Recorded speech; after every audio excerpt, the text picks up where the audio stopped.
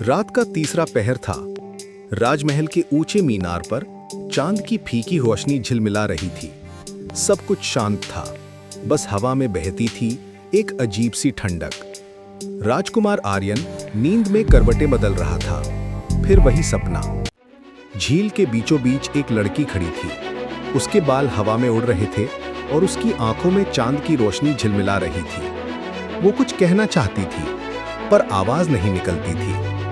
अगले ही पल झील का पानी लाल हो जाता और आर्यन की नींद टूट जाती। ये सपना हर पूर्णिमा की रात आता था। पहले तो आर्यन ने इसे महज कल्पना समझा, पर धीरे धीरे सपना उसके दिल की बेचैनी बन गया। एक दिन उसने ठान लिया, मैं उस झील को ढूंढूंगा, चाहे वो सपना हो या हकीकत। राजमहल के पुरानी किताबों में आर्यन को एक नाम मिला, चंद्रकुंड झील, जहां चांद की छाया जीवित होती है। वहीं से उसकी यात्रा शुरू हुई। कई रातों तक घने जंगल, सूखी नदियां और भटके हुए रास्तों से गुजरते हुए आखिर एक चांदनी रात वो जगह मिली, एक झील जो सचमुच चमक रही थी। पानी पर चांद की परछाई थी, पर उसमें कुछ और भी था। आर्यन ने जब झील के पास कदम रखा तो हवा थम गई और तभी झील के पानी से एक चेहरा उभरा। वही लड़की, वही आंखें, वही सन्नाटा। वो बस देखती रही, जैसे सदियों से उसी का इंतजार कर रही हो। आर्यन ने डरते हुए कहा, कौन हो तुम? उसकी आवाज आई, बहुत धीमी, जैसे हवा से भी हल्की। मैं लावण्या हूं, चांद की परछाई। लावण्या ने बताया कि वो कभी चांद की आत्मा थी जो धरती की सुंदरता देखने आई थी। लेकिन सदियों पहले एक राजा ने उसके प्रेम को धोखा दिया और अपने स्वार्थ के लिए उसका उपयोग किया। चांद देव ने उस राजा को श्राप दिया कि उसके वंश में जो भी पुरुष चांद की परछाई देखेगा, उसकी मृत्यु 7 दिनों में निश्चित होगी। और लावण्या को बांध दिया गया इस झील में, ताकि वो फिर कभी किसी इंसान को न छू सके। आर्यन के मन में बिजली सी कौंधी। मतलब मैं उसी श्रापित वंश का हिस्सा हूं? लावण्या ने चुपचाप सिर झुका लिया। हाँ राजकुमार, तुम्हारे पास बस 7 दिन है। मगर डर की जगह आर्यन के दिल में कुछ और पनपने लगा। हर रात वो झील के पास आता, लावण्या से बातें करता। वो उसे तारों की कहानियां सुनाती और वो अपने राजमहल की बातें। धीरे धीरे दोनों के बीच प्रेम जन्म लेने लगा। ऐसा प्रेम जो स्पर्श से परे था, पर आत्मा से सच्चा था। लावण्या मुस्कुराने लगी। झील में अब चांद की रोशनी और भी उजली दिखने लगी। मगर हर बीतता दिन आर्यन की जिंदगी को कम कर रहा था। 7वीं रात जब आई तो आर्यन बेहद कमजोर हो चुका था।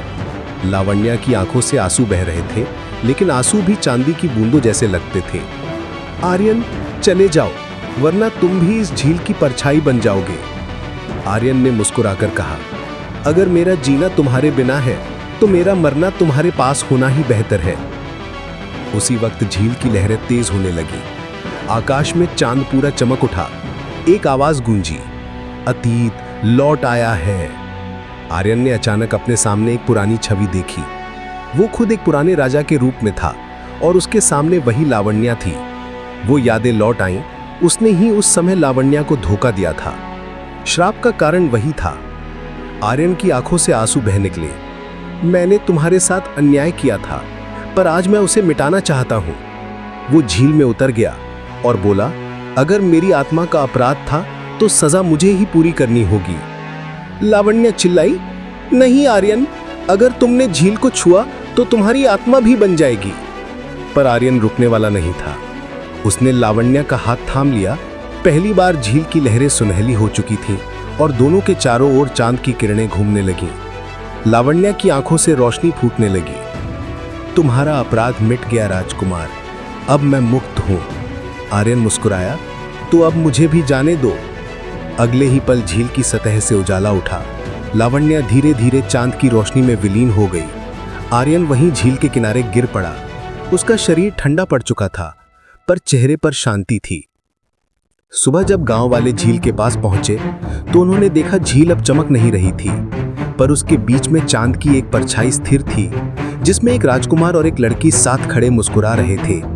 कहते हैं, हर पूर्णिमा की रात जब हवा ठंडी होती है तो चंद्रकुंड झील में 2 परछाइयां दिखती हैं, एक राजकुमार की और एक आत्मा की, जिनका प्रेम मौत से भी ऊपर था।